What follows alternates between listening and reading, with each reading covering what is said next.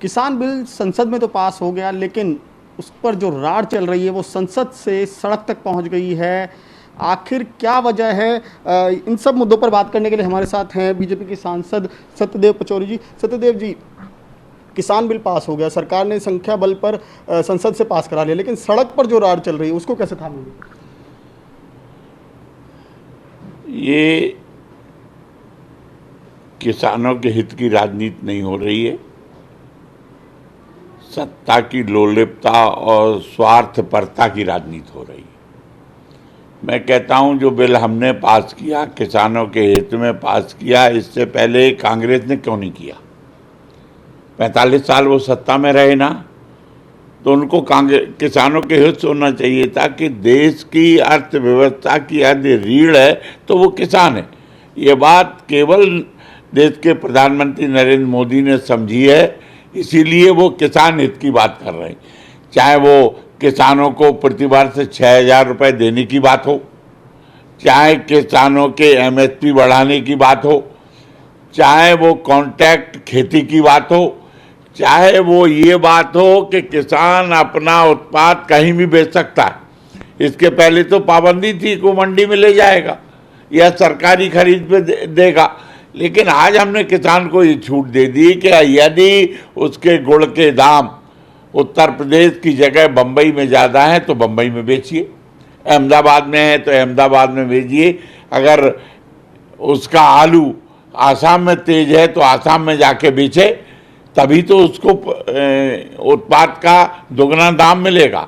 हमारी मंशा ये है कि किसान जो इस देश की अर्थव्यवस्था की रीढ़ है उसको मजबूत करना। जब किसान मजबूत होगा, किसान उन्नति करेगा तो देश उन्नति करेगा। यानी सारी इकोनॉमी किसान से जुड़े हुए है, क्योंकि आज भी आप देख लीजिए कि सबसे ज़्यादा लेबर अगर कहीं काम करती है तो वो खेती में काम करती है। सारे उद्योग धंधे उसके बाद आते हैं और महत्व उद्योगों को दिया जाता है, कृषि की उपेक्षा की गई। तो ये जो पार्टियां जो आज धरना कर रही हैं इसलिए कर रही हैं कि अलोकप्रिय हो गई और ये झूठा बहाना बना के घड़ियालू आंसू बहा रही हैं किसानों के दिखावे में, किसानों को भ्रमित कर रही हैं, गुमराह कर रही हैं। लेकिन किसान उसके साथ नहीं है, क्योंकि उसको इतना मुनाफा मिल रहा है कि 19 से 75 रुपये अगर गेहूं का रेट मिला, उसकी लागत है 9 से 60 रुपये, तो 1 से 6% का मुनाफा मिल रहा है। चाहे गेहूं में हो, जौ में हो, ज्वार में हो, बाजराओं में हो, चनल में हो, दलहन में हो, तिलहन में। सवाल तो उठेंगे ना, क्योंकि सरकार अपने सहयोगी दलों को ही नहीं समझा पाई, तो लोगों को कैसे, किसानों को कैसे समझाएंगे?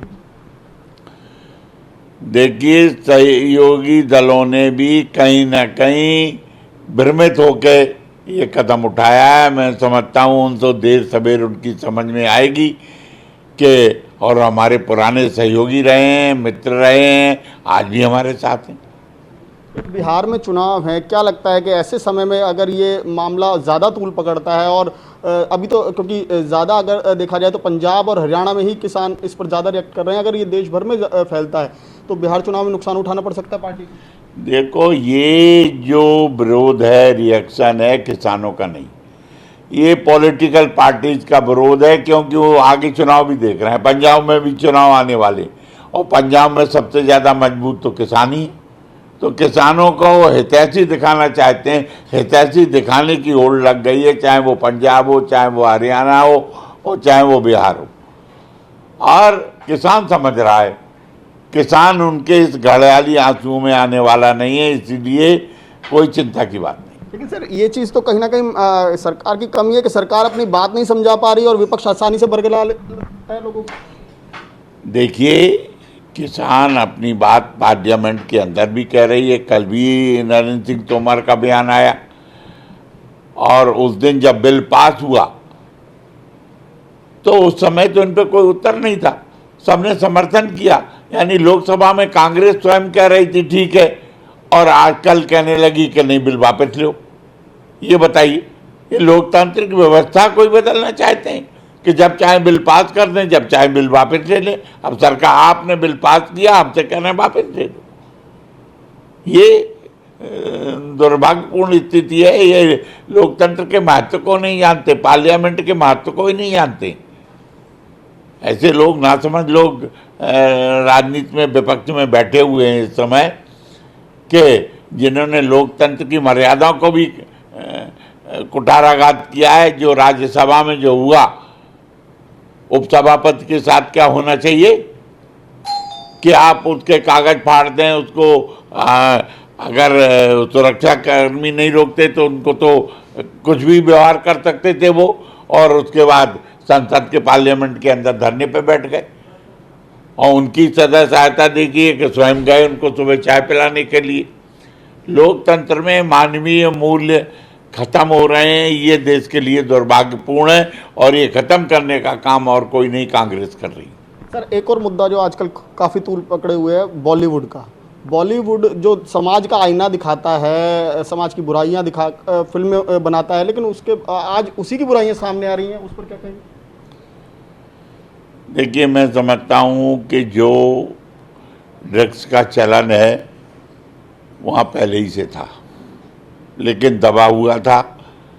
अब ये बात उजागर हुई है तो इसकी गहनता से बड़ी उच्च स्तरीय जांच होना चाहिए, और ये ड्रग्स के चलन को देश में बंद होना चाहिए, क्योंकि इससे भी कहीं ना कहीं अराजकता फैलेगी और साइबर क्राइम भी भारत में आ जाएगा। और ड्रग्स बाहर से इलीगल आ रहा है तो ये इस पर भी प्रतिबंध लगना चाहिए, और मैं समझता हूँ इस ओर सरकार ने ध्यान दिया है और वो धीमे धीमे इस पर अंकुश लगाएंगे। आखिरी सवाल, योगी सरकार ने जो निर्णय लिया है फिल्म सिटी बनाने का ग्रेटर नोएडा में, उसको लेकर क्या कहेंगे? देखिए, ग्रेटर नोएडा का बहुत दिनों से विकास नहीं हुआ था और इस क्षेत्र के विकास के लिए योगी जी ने फिल्म सिटी के साथ साथ जो जेवर एयरपोर्ट बनाने का निर्णय लिया है, उससे उस क्षेत्र में व्यापक विकास होगा और में लोगों को रोजगार भी मिलेगा। वहाँ का जो गुर्जर समाज है, जो उस पर कृषि के अलावा कोई संसाधन नहीं थे, जमीन तो उसकी बिक गई महंगी, उसको रोजगार के अवसर भी मिलेंगे। और मैं समझता हूँ पूरा पश्चिमी उत्तर प्रदेश फिल्म सिटी के माध्यम से, जेवर हवाई अड्डे के माध्यम से एक उन्नति के शिखर पर आगे जाएगा। ये सत्यदेव पचौरी हैं जो कानपुर से सांसद हैं, और इन्होंने तमाम मुद्दों पर बात की, खासकर किसान बिल पर के विपक्ष एक साजिश के तहत ये तमाम प्रदर्शन कर रहा है और मामले को तूल दे रहा है, जबकि खुद कांग्रेस इस बिल के सपोर्ट में थी। अचानक से उस कांग्रेस के सुर कैसे बदल गए? कैमरा पर्सन साहिल के साथ विमल कौशिक, न्यूज़ 24 दिल्ली।